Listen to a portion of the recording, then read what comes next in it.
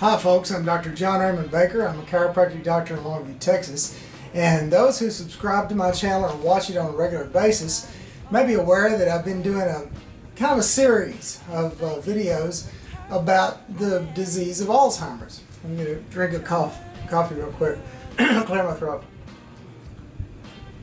Now, I try to talk about different topics. I've talked about security for the Alzheimer's patient, legal rights of the Alzheimer's patient, stresses to caregivers, cost of Alzheimer's to the United States, etc.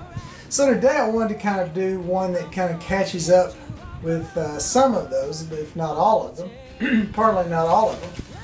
Now today, Friday, the 23rd of August 2013, it seems like there's been a plethora of articles on the internet about Alzheimer's. Some just came out today. Some have been around the last few days, but it almost seemed like the zeitgeist was elevated or heightened interest in the disease of Alzheimer's. Now, part of the problem, as I see it, with approaching Alzheimer's with regard to a cure or treatment is that doctors, researchers, scientists have been approaching Alzheimer's much like the old joke about a 5 or 6 blind men who came upon an elephant, and each one grabbed a portion of the elephant, and one grabbed his leg and proclaimed that elephants are trees.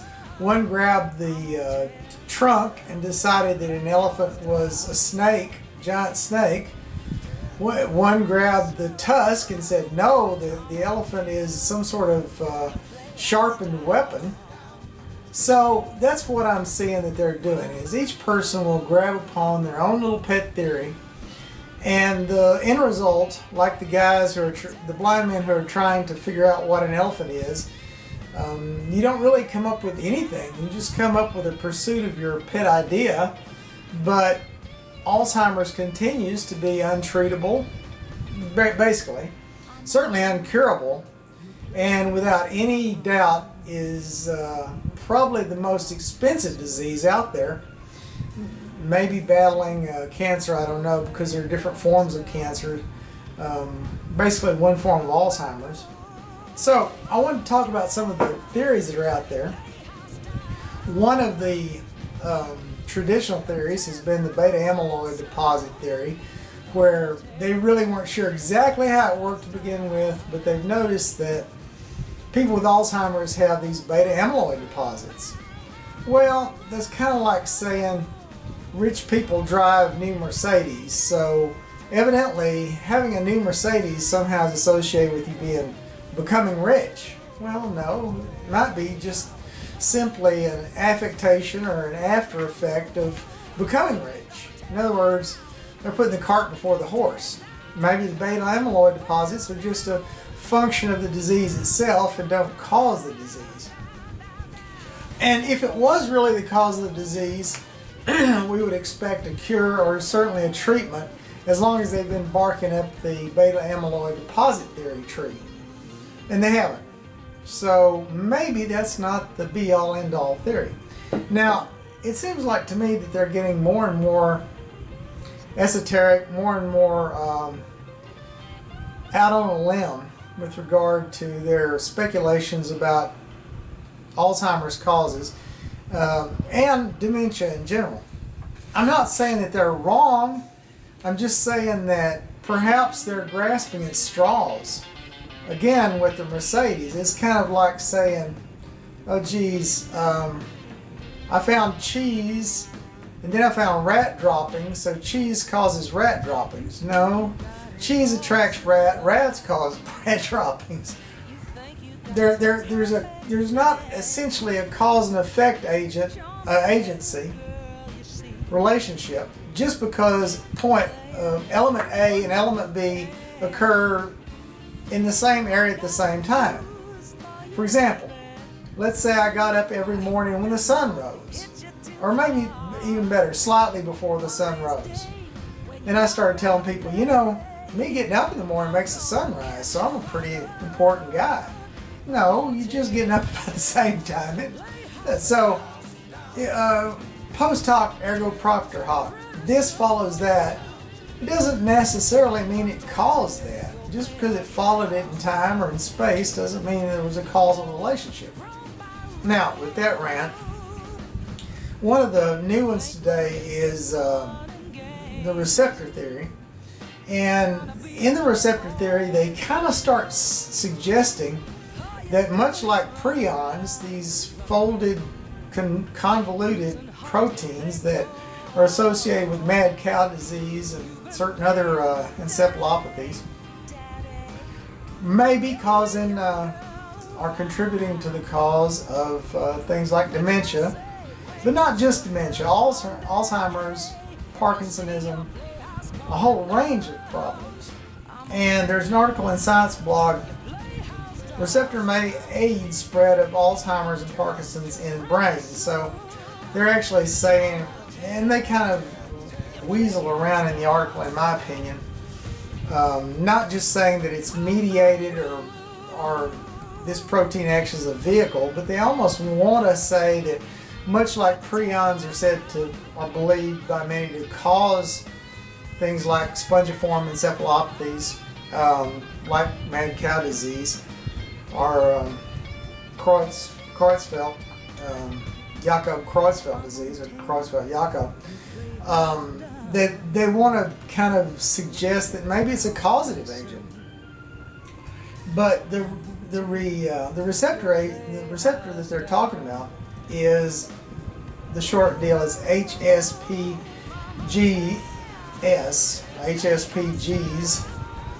heparan sulfate proteoglycans. And it says many of the enzymes that create HSPGs or otherwise help them function are good targets for drug treatments. The study is available online at the proceedings of the National Academy of Sciences. I'm sure you got a subscription to that. Over the last decade, Diamond, and Diamond is Mark Diamond, senior author, has gathered evidence that Alzheimer's disease and other neurodegenerative diseases spread through the brain in a fashion similar to mad cow, which is caused by misfolded proteins called prions. And then, the thing goes into more, talks about Creutzfeldt-Jakob disease. I used to call it Jakob-Creutzfeldt.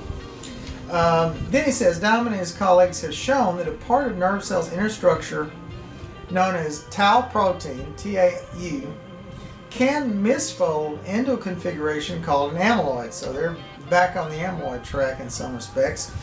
These corrupted versions of tau stick to each other in clumps within the cell. Like prions, the clumps spread from cell to cell, seeding further spread by causing copies of tau protein in the new cell to become amyloid. So the tau protein, they believe, somehow causes the amyloid, or more properly, beta amyloid. So that's kind of their theory, is that there's the misfolded protein, and they're using this model of mad cow disease. It's a long article. It's in Science Blog, which you can find online. It's receptor may aid spread of Alzheimer's and Parkinsonism in the brain. Let me go on to something else. Then there's a possible link with copper. Yes, copper is another agent that they're trying to say may be associated with developing Alzheimer's. And another one is blood sugar levels. That people that have problems with blood sugar levels, and they did like a study, I think it was a 6-year study, something like that. Let me see. Let me go back to the copper real quick. Researchers from the University of Rochester have pursued an increasingly credible hypothesis that copper consumption may play a role in triggering Alzheimer's disease. In findings published August 19th, so we're pretty recent. Proceedings of the National Academy of Science, they showed that exposure to the brain to copper not only spurs the production of amyloid beta proteins, beta amyloid, that characterizes the brains of Alzheimer's sufferers, but also slows the brain's efforts to clear out the plaques. So, it says copper is found in red meat, shellfish, nuts, seeds, tap water, carried in copper pipes, yada yada, on and on. And the researchers observed that when exposed to copper in this way, brain cells increase their production of beta amyloid, a byproduct of cellular activity that a healthy brain can flush out. Now, basically, this is going to what I said the other day, that I don't believe that there's one causative agent, that there's one single pathway by which we, me, you, or whoever is affected can develop Alzheimer's or dementia. I believe it's multifactorial. I believe it has to do with genetics, basically setting up a predisposition to develop it, and possibly vulnerabilities in your biochemical makeup. But I believe it could be diet, stress, a number of things. I really believe that part of the problem with Alzheimer's is that the causative proposition, the reason that you get it is not just one thing, and it's going to be a complex solution to it. Not just blocking beta amyloid, not just eliminating copper from your diet, not just making sure your blood sugar levels are jacked up, or whatever they want to say is a prophylactic against this. But it's an interesting study, and this one is in the daily.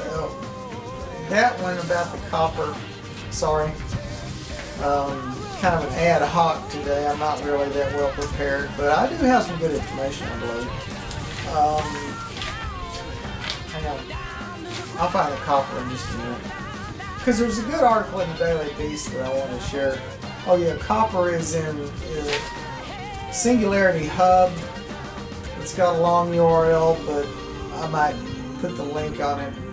But if you just look on Google News, put study suggests copper may be the culprit in Alzheimer's, you'll find the article. Now I want to get down to this one from the Daily Beast because I think it's an important article in that it stresses how important curing Alzheimer's is, not just from the perspective of helping folks who have Alzheimer's or who, like myself, have a loved one that we're taking care of with Alzheimer's, but from the perspective of if we don't fix this, it could bankrupt this country. And that's not a statement I make lightly, but it's a statement that I believe is suggested by and supported by the financial aspects of treating Alzheimer's, the financial aspects of people that are unable to do their job anymore, that have to be taken care of by caregivers, whether they're paid or unpaid. And I said in an earlier video that 80% of caregivers are not paid. So you can imagine how much money would be spent if you had to pay each and every person that was a caregiver. But this one is a study, talking about a study that was published in the New England Journal of Medicine that showed how levels of blood sugar, and we're back to the blood sugar, directly relate to risk for dementia. The investigation followed over 2,000 elderly individuals for an average of 6.8 years. I don't know why they picked 6.8, but that is what it is. Found that even small elevations of blood sugar translated into a significantly increased risk for dementia, even among people that were not diabetics. That is kind of an interesting and important finding. The implications of it are profound, is what they say. While the correlation of dementia risk and specifically Alzheimer's disease with diabetes has been established, so they're basically saying if you got diabetes or you're going to develop diabetes, you're more apt to develop Alzheimer's. Not in all cases, though, I guarantee you. This new finding throws a much wider net in terms of defining an at-risk population for an incurable brain disorder. But despite the potential public health impact of these findings, the correlation received almost no media attention.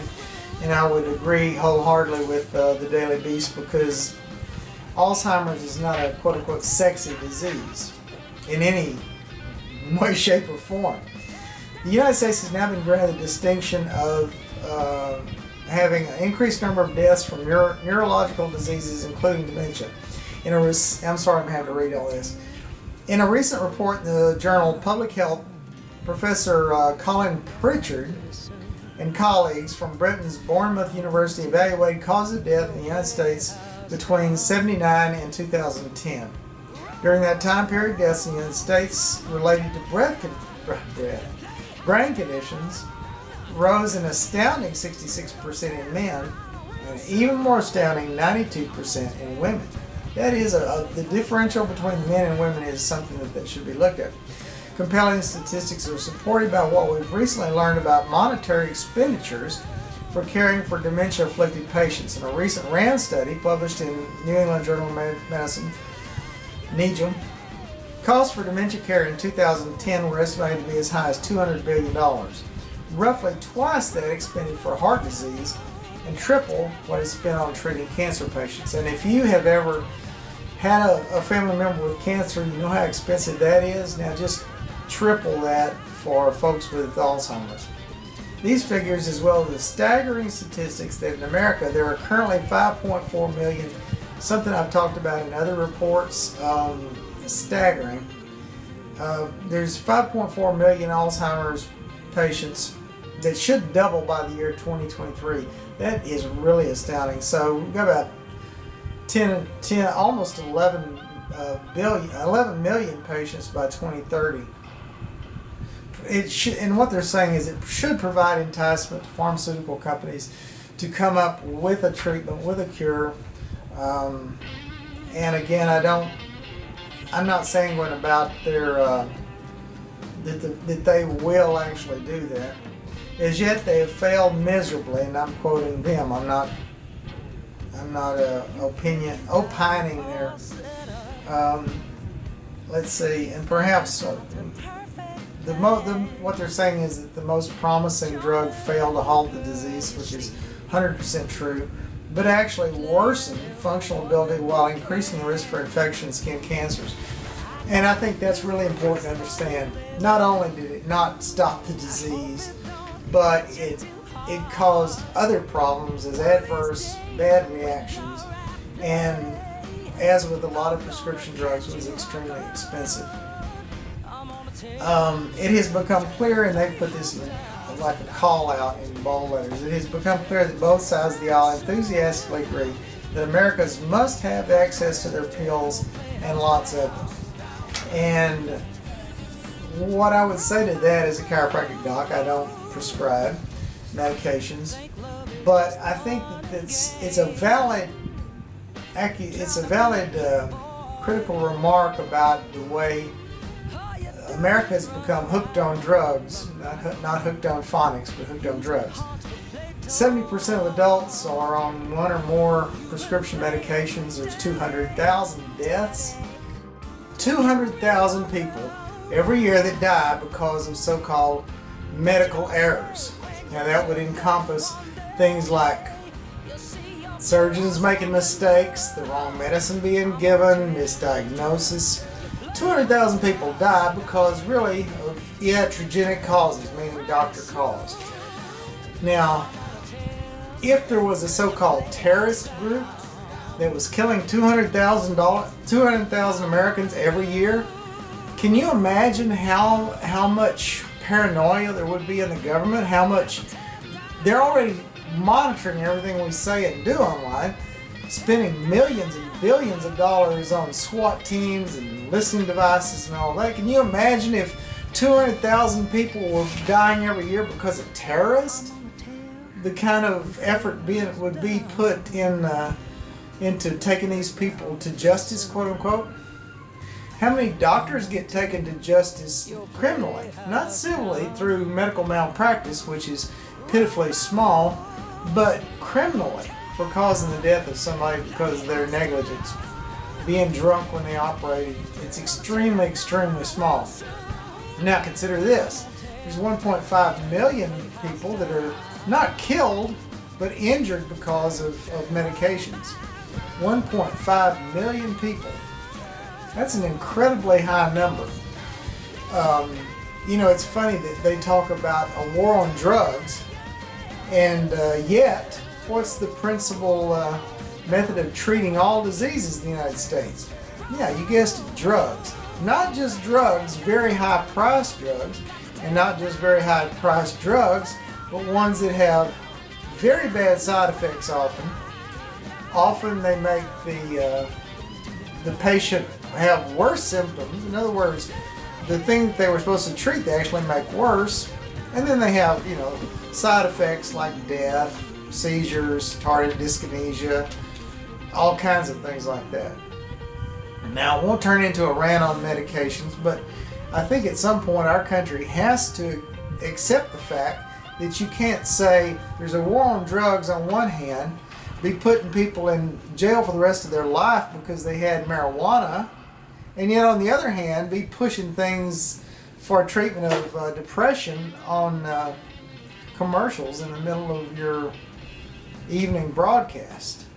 It's hypocritical to say the least, but it's not just hypocritical, it's wrong-headed, because if you buy into the fact that there's a pill for every ill, then you're going to miss a lot of valid and valuable ways of addressing illnesses just because you put the blinders on that the only way of legitimately treating things is through medications. And that's not true. For example, if you look at the number of superinfections, in other words, bacteria and viruses that are now immune to just about every one of our drugs in our armamentarium, you get to a point where drugs don't work anymore. Then where are you going? You're standing on the edge of a cliff, and there's a drop-off where there's millions of people that could die in an epidemic of plague. What are you going to use?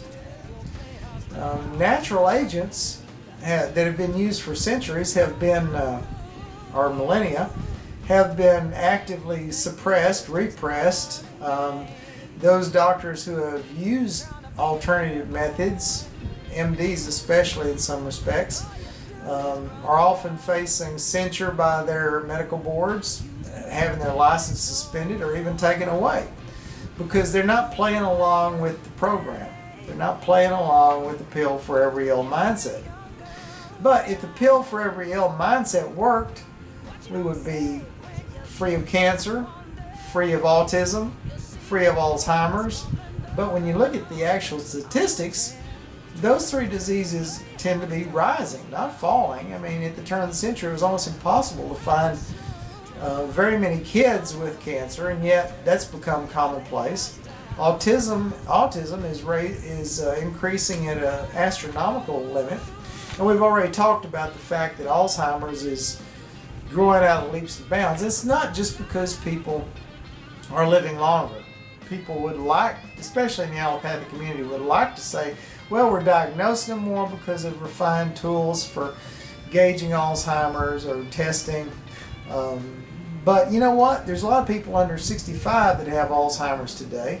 So I don't think that's really the whole story. And certainly if you're of the mindset that there's just a magic pill out there to fix beta amyloid or amyloid beta plaque problems, that's just patently untrue. That hasn't fixed it. It's not going to fix it. So I've kind of ranted a bit about my own ideas about the medical community, but as someone who has the dearest person in the world to me, my mother, who has Alzheimer's, I think that we should explore every viable option of trying to halt the process of the disease, keep people from getting it. And if we're going down a road that we're just dead set on being on the amyloid beta amyloid highway, and yet there's lots of other little side roads that have interesting, if not very promising approaches, then I think we're doing a disservice both to the United States of America, because we're bankrupting the country with Alzheimer's, and to the families of people with Alzheimer's and the people with Alzheimer's themselves. So I guess that's where we're at with this disease. Is we're like, as I referenced earlier, the blind men who are examining the elephant. One thinks it's a snake, one thinks it's a tree, because they're focusing only on what they want the answer to be and not what the real answer is. And if I had to put all my eggs in one basket, or if I had to say this is what I'm going to approach, I would go with the nitromamantine that I had talked about in an earlier video, because number one, it has quick effects. In murine studies, murine means mice, even in hours, they see reversal of the symptoms of Alzheimer's-like neurological problems. So I think that we need to worry less about an obsession with beta amyloid and that sort of thing, and shoot for something that works. And in animal models, nitromamantine does seem to work, and I think we need to speed up trials into using human models for that. So that's the rant. I hope you have a great weekend, and if you subscribe to my channel, I sincerely appreciate it. And if you don't subscribe, it doesn't cost you anything, and why not? And anyway, thanks. Hope you have a great weekend, and enjoy the few days we got left of hot sunshine, because end of the summer is nigh. Take care. Bye-bye. What you gonna say when you look up one day? You'll see your playhouse coming down.